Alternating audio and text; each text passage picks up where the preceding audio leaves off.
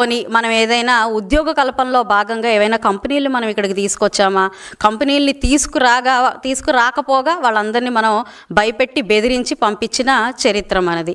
మరి ఈరోజు మనం ఏం అభివృద్ధి కార్యక్రమాలు చేయలేదు, ఇచ్చిన సంక్షేమాల్లో కూడా అన్నీ కూడా కల్తీలే మనకు కనపడుతున్నాయి. మరి తీసుకున్న అప్పులన్నిటినీ మనం ఆ డబ్బులన్నిటినీ ఏం చేసినట్టు అని అంటే మరి ఈ స్కీములన్నీ స్కాముల కోసంలాగా మన జోబుల్లోకి వెళ్ళాయి. అది అందరం చూసాము.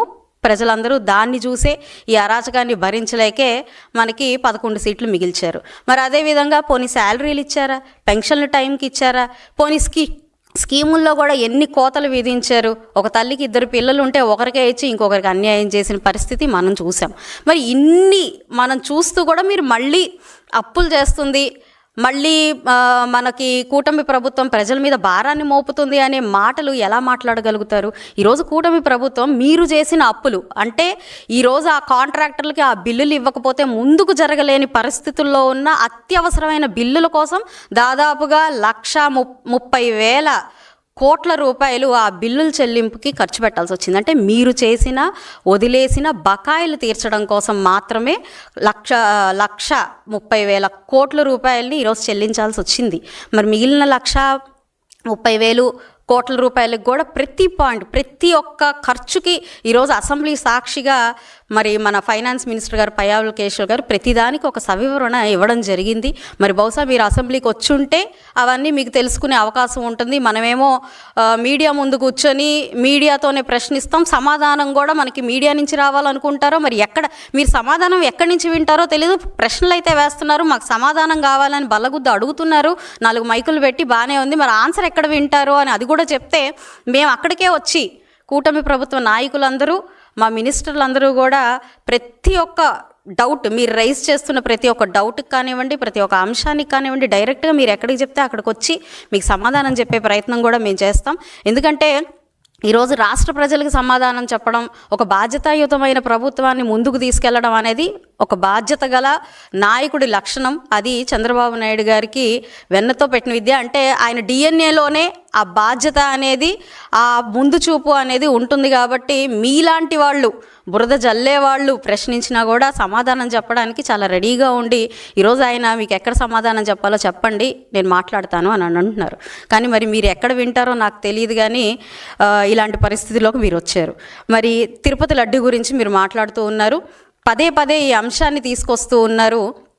రాష్ట్ర ప్రజల మనోభావాల్ని దెబ్బతీయడమే కాకుండా ఈరోజు మీ యొక్క లాభార్జన కోసం మాత్రమే ఒక ఎజెండాగా మన వాళ్ళు లాభపడితే చాలు అనే ఒక ఆలోచనతో అది ఎక్కడైనా ఏ అంశమైనా మనము తల్లికి వందనం, మీ అమ్మఒడి కార్యక్రమాలతో తల్లి బిడ్డల్ని 2 కళ్ళలా కాకుండా ఒక కన్నుతోనే చూసే ఒక గుడ్డిగా, ఒక లోపోయిష్టంగా భావించే ప్రయత్నం మీరు చేయగలుగుతారు. కానీ మరి కూటమి ప్రభుత్వం చేయలేదు. కాబట్టి ఆ అంశానికి మేము వెళ్ళలేదు.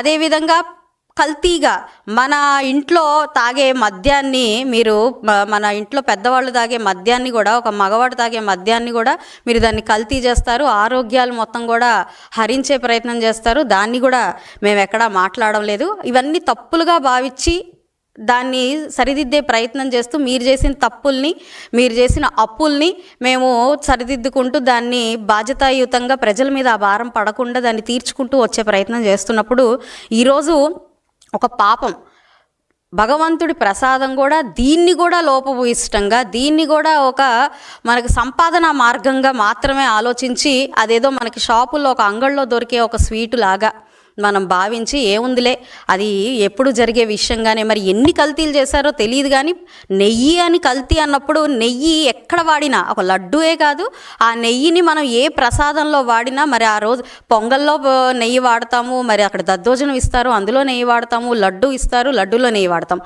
మూడిట్లో కూడా మీరు నెయ్యి కాని నెయ్యిని చేసిన ఆ నెయ్యిని వాడతాము. 3 విషయాల్లో కూడా అక్కడ ఆ కల్తీ జరిగినట్టే. అయితే ఈరోజు ఈ కల్తీ విషయంగా ఎన్ని రకాలుగా ఎన్ని మాటలు మాట్లాడతారంటే మీరు కల్తీ ఉంది, కాకపోతే పలానా కొవ్వు ఏదో లేదు అని మాట్లాడతారు. ఆ కొవ్వు ఉందా లేదా అన్నది ఫస్ట్ ప్రామాణికంగా సిట్ ఇచ్చిన రిపోర్ట్ బేస్డ్ చేసుకునే మాట్లాడడం జరిగింది.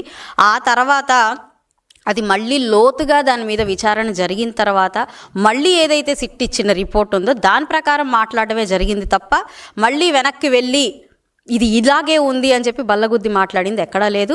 అసెంబ్లీ సాక్షిగా ప్రతి ఒక్క నాయకుడు, మినిస్టర్లు, ఆఖరికి చంద్రబాబు నాయుడు గారు కూడా మాట్లాడింది ఇదే అంశం.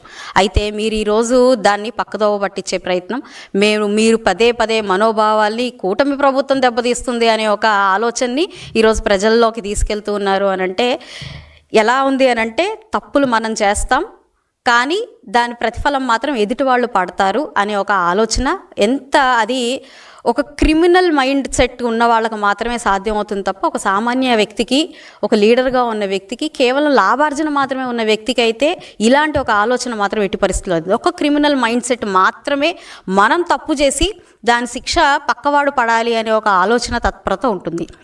ఈరోజు కాదేదని అర్హంలాగా భగవంతుడి దాకా కూడా మీరు ఈ పాపాన్ని తీసుకొచ్చారు అని అంటే ఈరోజు అంతకంటే మరి ప్రజలు ఆలోచించాల్సిన విషయం, ఎందుకు మీరు పదే పదే ఈ తిరుపతి లడ్డూని లేదు అని అంటే ఈ యొక్క నెయ్యిని మీరు ప్రజల్లోకి రాంగ్ వేలో తీసుకెళ్తున్నారు అని చెప్పి ఈరోజు మీరు మళ్ళీ రివర్స్లో మాట్లాడే పరిస్థితి ఉంటుంది.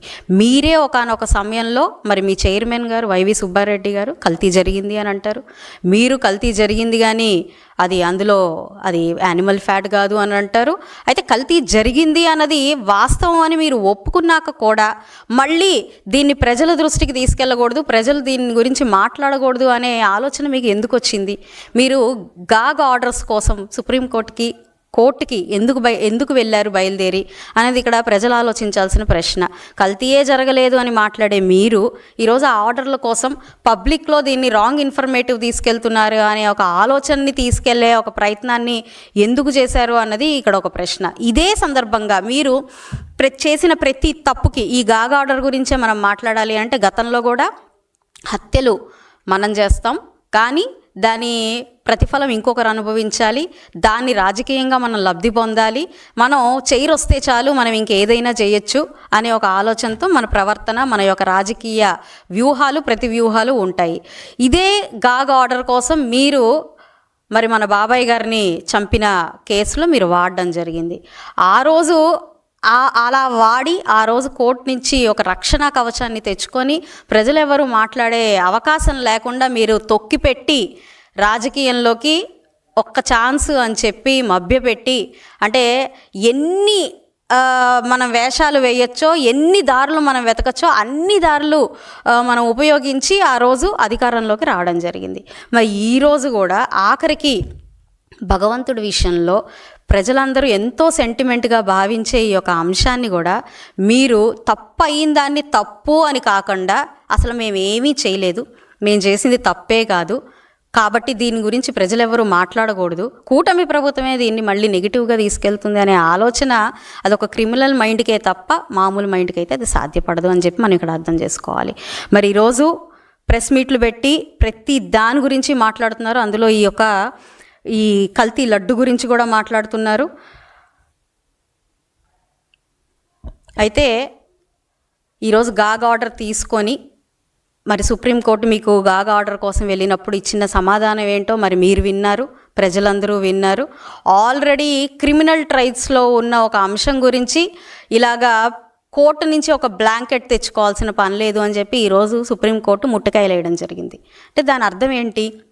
ఆల్రెడీ ఒక సీరియస్ అండర్ ట్రయల్లో ఉన్న ఒక అంశాన్ని మనం దాన్ని ప్రొటెక్షన్ షీల్డ్గా వాడుకోకూడదు, ఇలాంటి ఆర్డర్స్ని, ఇలాంటి లీగాలిటీని ఇలాగ వాడుకోకూడదు అని చెప్పి మీకు మరీ హితబోధ చేస్తుంది. అంటే ఇలా ఎన్ని అంశాల మీద మీరు బుద్ధి తెచ్చుకోండి, ఇది పద్ధతి కాదు అని చెప్తున్నా కూడా మనం అదే పని చేస్తూ ఉన్నాము అని అంటే దాని అర్థం ఏంటంటే, ఓడిపోయి మనస్తాపానికి చెంది బహుశా మతి భ్రమించి ఇలాంటి ప్రయత్నాలు అన్నీ చేస్తున్నారేమో ఒకసారి మనం ఆలోచించుకోవాలి.